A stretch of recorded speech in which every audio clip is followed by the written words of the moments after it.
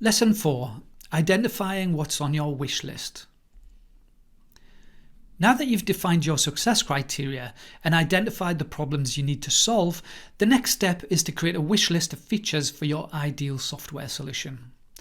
A helpful framework here is the Plan, Do, Check, Act cycle. It's a framework that helps organizations reduce risk and create safer work environments, which is why it's a key part of ISO 45001. Here's what each stage means. First, we plan.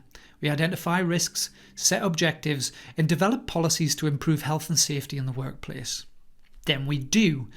We put that plan into action by training staff, introducing controls, providing resources, and engaging workers on the front line. Next, we check. We make sure those controls are effective with regular inspections, audits, and incident reviews. And then finally, we act. We take corrective and preventative action. We update policies and we continuously improve health and safety management on an ongoing basis.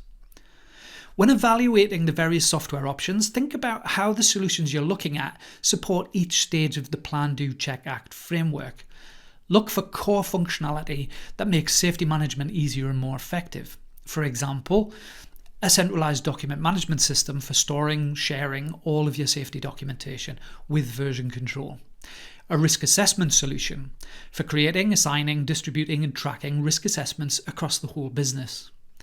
A safe system of work solution for creating and sharing digital method statements, SOPs, and RAMS documents. An audit system for scheduling and completing on-site inspections to identify potential issues early.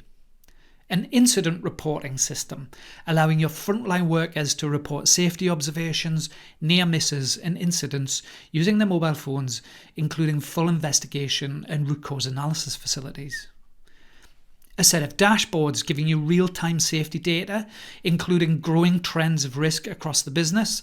And then finally, an action management system for assigning, tracking, and closing out follow-up tasks to make sure that people are held accountable for completing corrective and preventative actions. And beyond the basics, think about features that could really make a difference to your team every day. For instance, do your people work in areas with no internet access, like in tunnels or offshore sites? If so, then the ability to work offline is going to be essential. Do you have frontline workers whose first language is not the same as yours? Then support for multiple languages will help to make sure that everybody understands and communicates effectively. And how much customization do you need? Will an off-the-shelf solution work, or do you need more tailored workflows and incident types?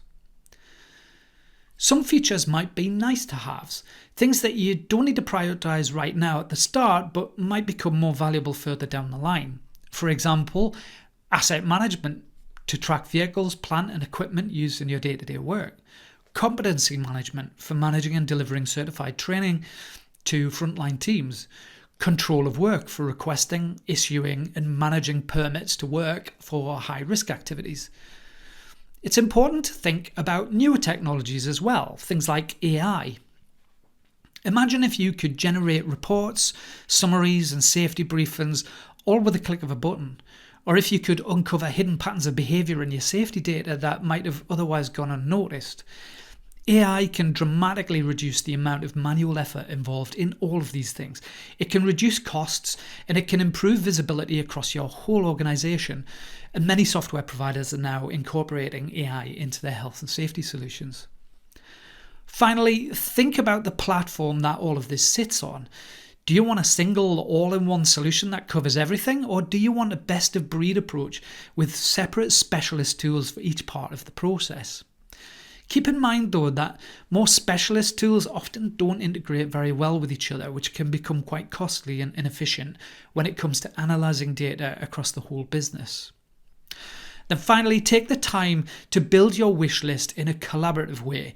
Involve as many stakeholders as early as possible in the process. This really helps to avoid disgruntled individuals becoming a blocker further down the line. In fact, the more resistant someone might be to change, the earlier you should engage them in the process. For example, you'll want to consult frontline workers who will be reporting incidents and observations. You'll want to involve site and branch managers who oversee day-to-day operations in the business. You'll want to include regional, area or divisional managers who compare performance across different sites and departments and look for wider patterns of behaviour. The health and safety team who analyse data and help predict and prevent future accidents. And executives as well who shape policy and the direction of future investment.